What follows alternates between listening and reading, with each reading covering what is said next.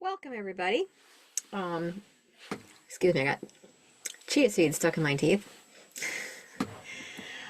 This is just a follow-up check-in to the Equinox Detox Parasite Cleanse. And what we're doing is just taking any questions, reiterating important pieces of this. Hold on one second here. There we go, a little better. And just going over where we should be at this point. So we have been doing this approximately for about a month. And what we've been doing in the past month is preparing ourselves for this, the main event, the actual parasite cleanse. So what I'm doing now is I started this morning taking my Para 1 and 3, because that's what I'm doing from the Cell Core kit. I'm starting it today so that I have at least 5 days around the full moon, because that's when the parasite cleanse is supposed to start. Up until this point, we should have been rebounding, doing lymphatic drainage, taking either the Shilajit or the humic fulvic binders, and preparing our liver and kidneys, taking liver and kidney support, getting lots of fluids, and eating a fair amount of, decent foods that are somewhat fibrous, and making sure that we are eliminating once or twice a day. So I've been pretty good with that myself, which is interesting because that's always been a challenge for me. And now it's great. These products really help me. So I've already been getting the benefits of the cleanse in doing the fulvic and the humic in preparation. It also helps to detox some heavy metals, to get some of the other things out of your system that keeps your immune system busy so that the parasites can do what they want to do. So what we're doing is getting rid of that stuff so our immune system is up and humming and ready for the onslaught. So the onslaught, yes. So while we are doing the actual cleanse, again, I got a couple of different things going on here. We can do a 5-day, which is what I've started on. Mine, I'm in a different program. I'm going to be continuing throughout the entire month on these particular products. But for you guys, you can either start it today or you could start it tomorrow. And that is where the big guns come in. Whatever it is that you're taking for it, you can be doing either the green walnut, wormwood, and clove mixture. You could be doing the Cell Core Parasite Kit. You could be doing ivermectin or fenbendazole or one of those. Whatever it is that you want to use, this is the time to start it.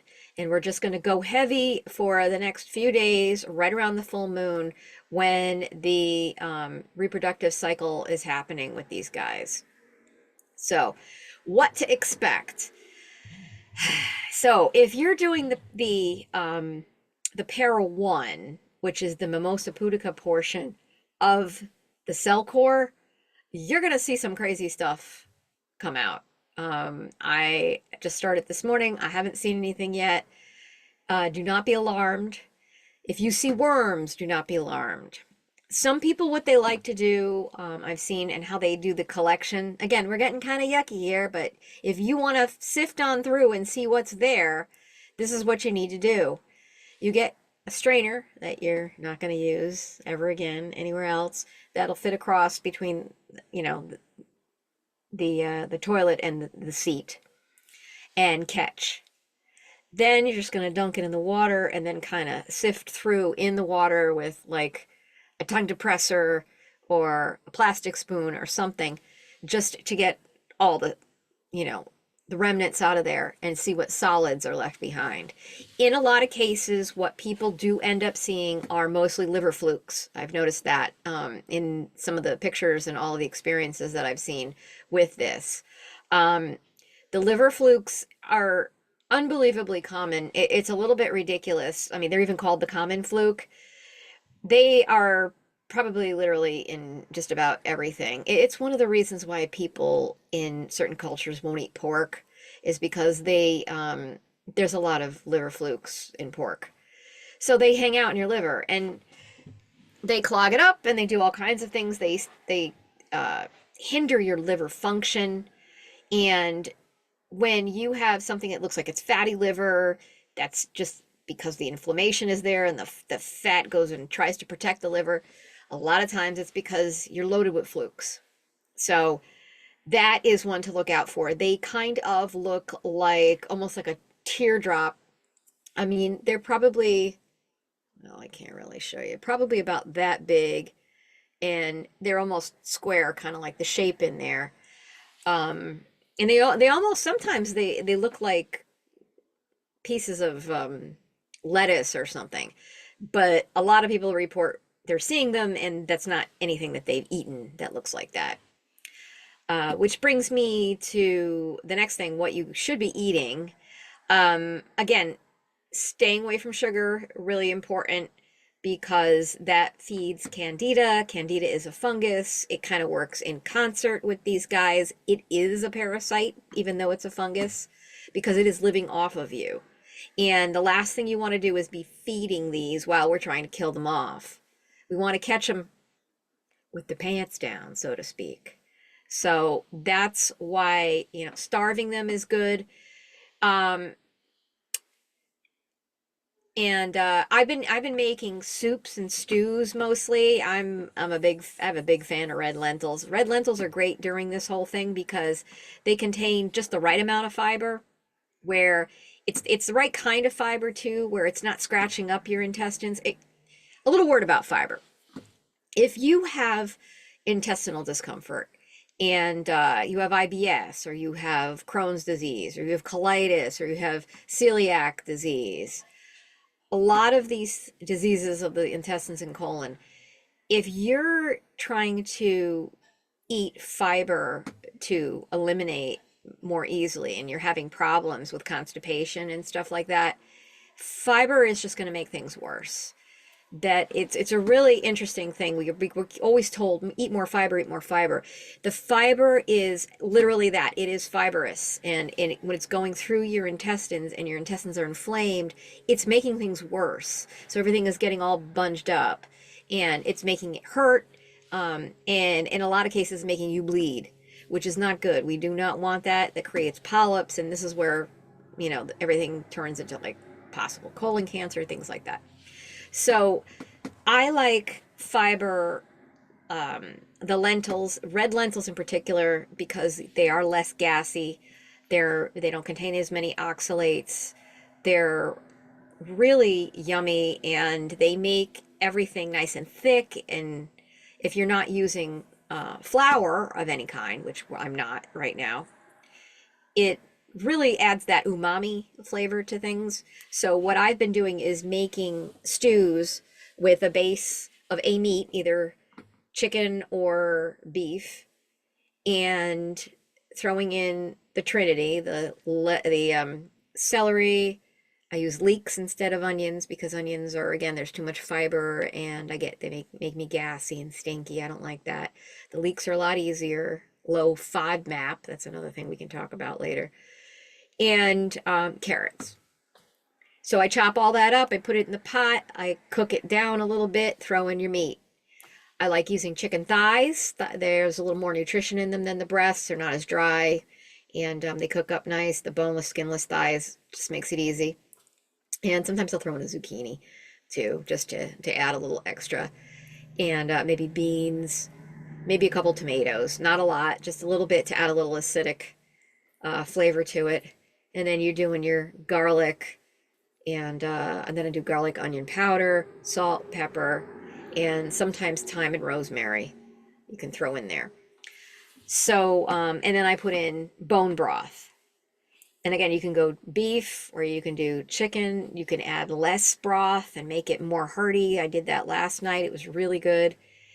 And it's very warming and it's comfort food and it's satisfying and you don't feel like you're missing out on anything, which is really important. Oh, yeah, and lentils, of course, lots. I add probably to about 4 quarts of broth, probably about a cup and a half.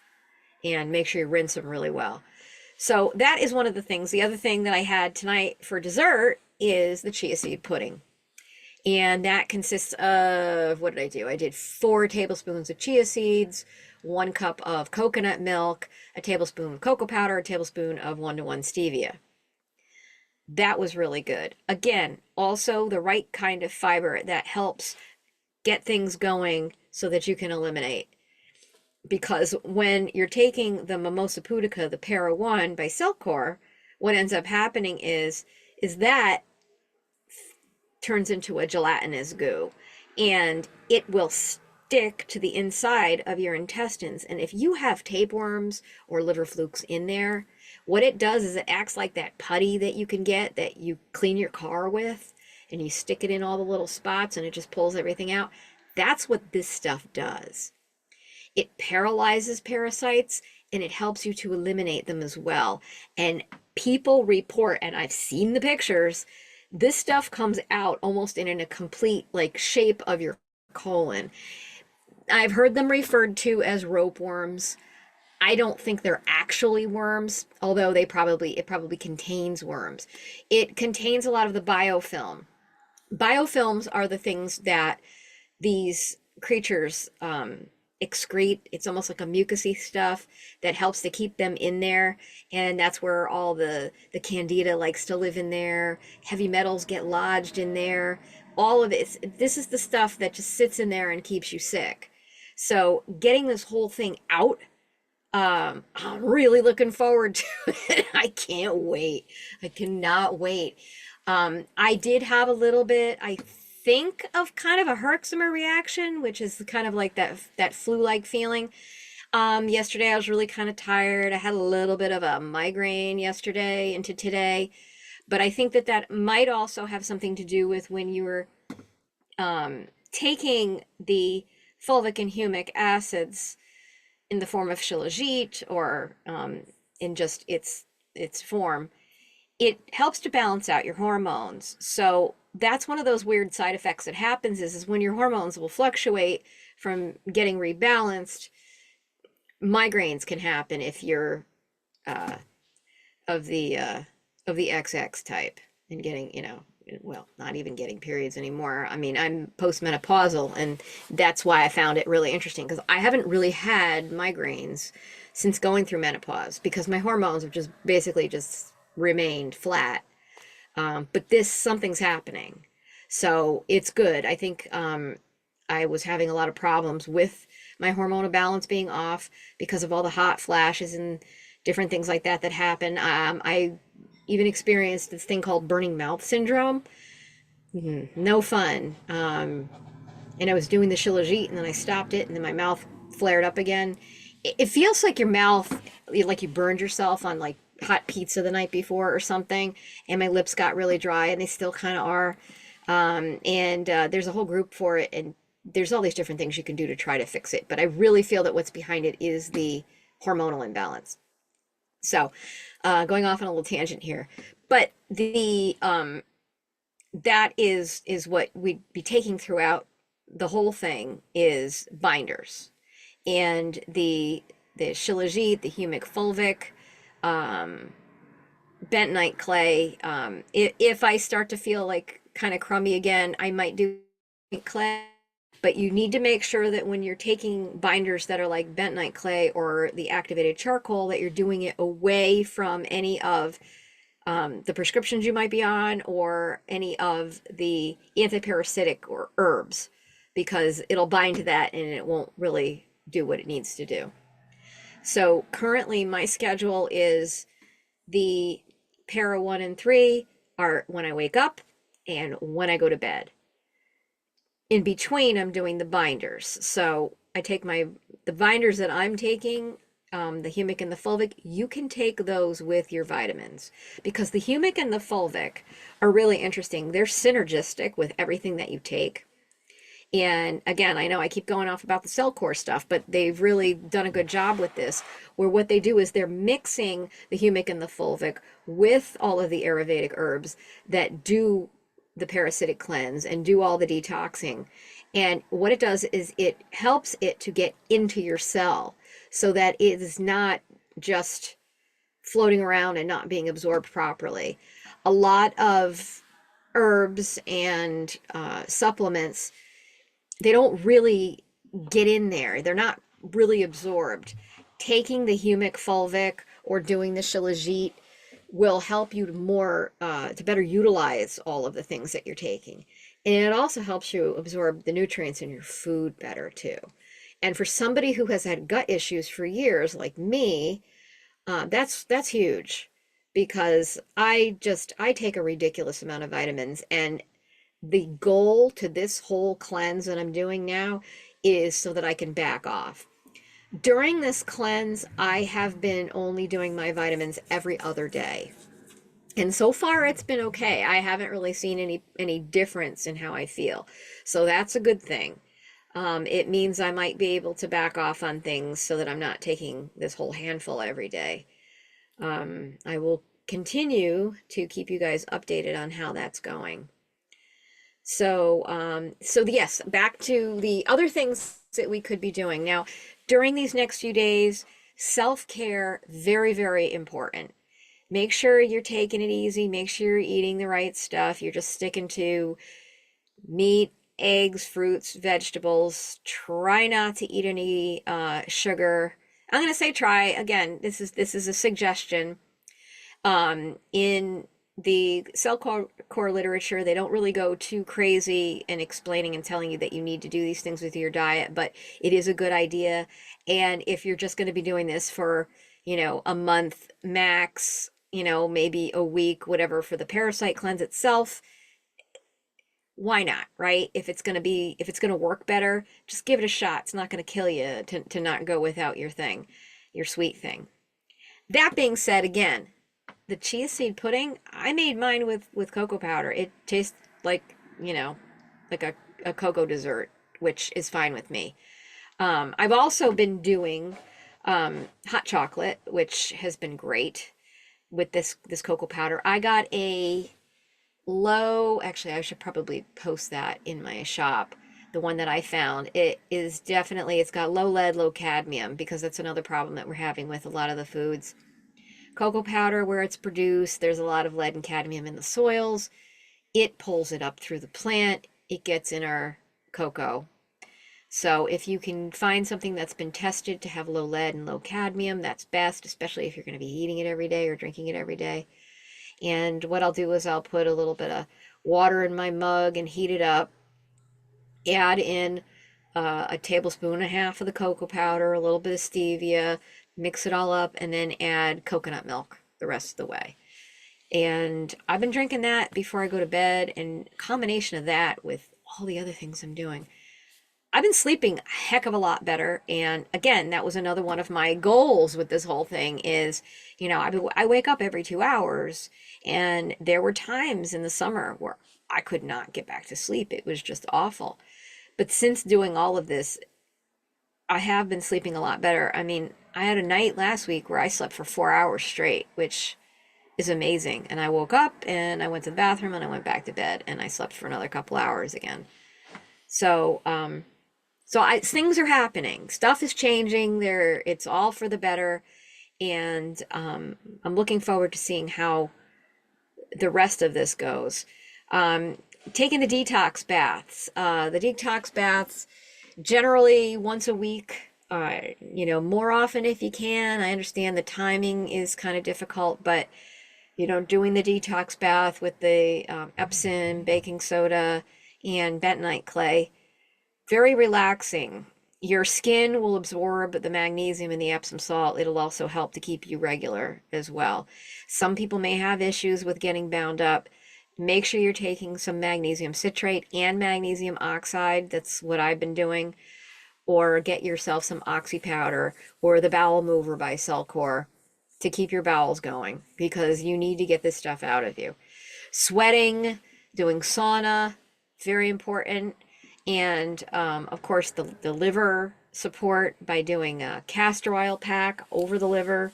You could wear that overnight and go to sleep with it on you. Again, you don't have to do all the things. You can pick the things that are most appropriate to you, as well as the lymphatic drainage, which, as I showed you in a couple other videos, can be a lot of fun. I've been doing a lot of Kundalini yoga and walking more than anything. I haven't been doing a lot of rebounding, but that's mostly because I've been doing a lot of walking and a lot of Kundalini yoga. So, doing all of the moves that I have in that video, that helps a lot. As a matter of fact, I've noticed that after I'd had that migraine, that after doing my yoga this morning and then going to class today for an hour and a half, that really made a big difference. And it's pretty much gone now. I'm kind of in the post, you know, somewhat exhaustion state. And I got a podcast I got to be on at 9:30 tonight. So anyway, so that really is about it. I am not really sure what else to cover here. Again, this is more of just kind of a reiteration, quick recap of everything that I had gone through in the very first video. But this is go time. So when you're doing your cleanse, be on the lookout for anything that's coming out of you. If you're having problems eliminating, make sure that you are taking something to do that. Again, the magnesium oxide with the magnesium citrate. I personally take 2 capsules each of the ones that are in my shop. And, it's been working. And I'm a tough customer, so if it works for me, it'll work for you. If all else fails, get yourself some of the bowel mover. It has all kinds of things, including senna in it, which, that could be habit forming where if you can't, it's only for like, oh my goodness, I haven't gone in a couple days, I have to go, like emergency situation. You don't want to take anything that has senna in it for any length of time because your body gets used to it. The enemas and the colonics, also extremely important right after the parasite cleanse. I'm going to be scheduling one to do that probably next week after all of this. So let's see, what are we on? Tuesday? Yeah, it'll probably be Monday by the time I get that. But you can do it sooner if you want to do the coffee enemas. And if you have any other questions about that, please ask me in the group. I can give you a little more guidance on that if you need help with all of that. So with that, I am going to sign off and I'm going to wish you all a good night. Give you a little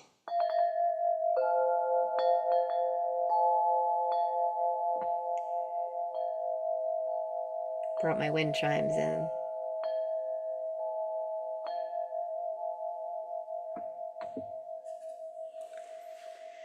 So good night, and I hope to hear from you all soon.